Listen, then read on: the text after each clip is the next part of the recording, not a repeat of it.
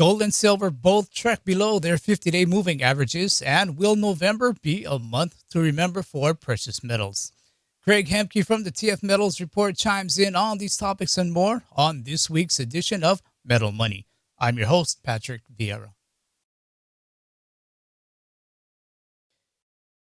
Craig Hemke, welcome to Metal Money. How are you doing? Patrick, just fine. Nice to see you again, my friend. Craig, let's start out with a tweet that you put out back on October 28th stating, absolutely and utterly remarkable COMEX digital gold. The pennant closes and price finishes right at the tip. This level of precision chart painting is almost breathtaking to behold. So which direction do you think price heads tomorrow? We shall see. Now that the gold prices have broken somewhat under the pennant on the charts, do you expect lower gold prices in the coming weeks? Well, there's a couple of parts of that question. One, you got to understand, again, the bullion banks are still responsible for this market that they maintain. Okay. And all of the Department of Justice settlements and charges and indictments haven't changed that. They're still in there ruling the roost. And I've been doing this now for almost 10 years, and this is common. You see it all the time. You'll get right into some easily recognizable formation on a chart like this pennant from last week or the pennant from late September, or maybe price will be pinned right up against tenuously holding support of something like the 200-day moving average. And then some news event will come, like a jobs report or a Fed statement or something. And then for maximum effect, those technical positions are blown out. And you, oh my gosh, we're crashing through the 200-day. Oh my gosh, look at that pennant. Oh, wow, we broke down. And it gives extra incentive for these, like the speculators, to sell. Oh my gosh, look at this. This looks terrible. We're now below the 200-day moving average. Oh, look at that. We broke down out of the pennant. The downtrend must be continuing. It's kind of a manipulation analysis, if you will. That's what I do for the last 10 years now at TF Metals Report. The banks use the TA against you. Okay. They paint the charts in a certain way when they can. And that's what that was last week. And it was a repeat of what we saw in September. You go back, after the decline began in August, we had a similar pennant. And actually, if you draw the chart right, the bottom band of the pennant, the increasing part, is exactly parallel to the pennant that broke last week.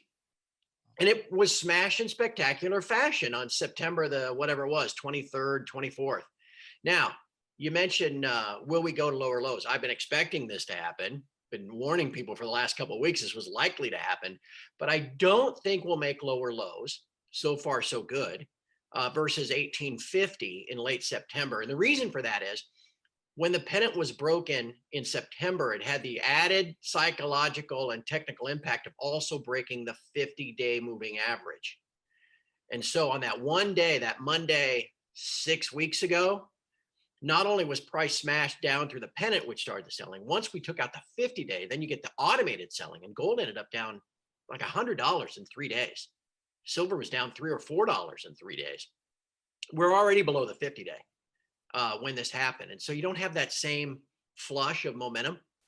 And so far, those lows from September have held. We've actually made higher lows. But dude, this is going to be one heck of a week. Let's see where we are by Friday. November, election month. How will silver fare as the uncertainty of the upcoming days and weeks to follow look to grab the headlines for November? Well, let's focus on the big picture, because the big picture hasn't changed, right? $3.2 trillion fiscal deficit in the U.S. last year ended September 30th. Going to be at least that this year, regardless of who wins the election. The Fed is begging, literally begging Congress to pass some kind of stimulus deal so they can monetize it and flush more cash out. And the money's got to come from someplace. So Patrick, let me lay this on you. Total U.S. refunding. Okay. You got the notes and bills that are coming due this year, plus the new supply that's coming out to fund the deficit spending. Total amount of total refunding and new issuance this upcoming fiscal year is $8.5 trillion. Where's that going to come from? The Fed's going to have to create that cash. So we got to keep an eye on the big picture. And the reason I tell you that is because this was important last year at this time. Things started moving higher in 2019, just as I wrote about in January of 19, and you and I have discussed how 19 was going to look a lot like 2010. We got all the way to 1560, meeting my price goals for last year in early September.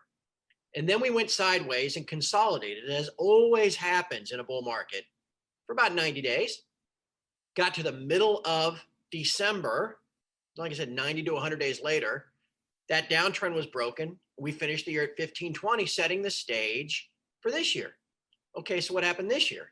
We got all my goals. I thought we'd just get to 1800, but I didn't know about COVID. We got all my goals by August. And now, again, in a typical consolidation pattern, we've spent about 90 days consolidating those gains. I suspect sometime in November, we'll break the downtrend, get back above that 50-day.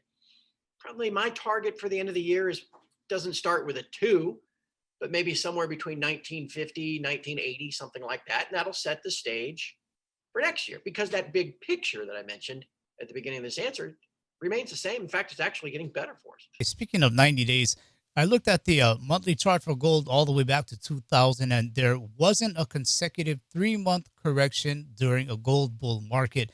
I believe the longest was a 2-month correction. But Craig, what are the odds of 4 months of corrections into December? Yeah, no, again, anything can happen, right? I mean, we're entering into a period of a crazy volatility. And in fact, this week even brings the November FOMC meeting, Yes. which will conclude on Thursday, 2 days. Hopefully we'll have an election winner by then. But we'll see. And then you got the FOMC, and then you'll have another FOMC, the end of the year FOMC in the middle of December. That's always a consequential one too. The Fed may announce an actual policy of yield curve control, because the 10-year note is moving up in yield, and they cannot allow that. We know they've been studying it for about the last 6 or 8 months as a possibility.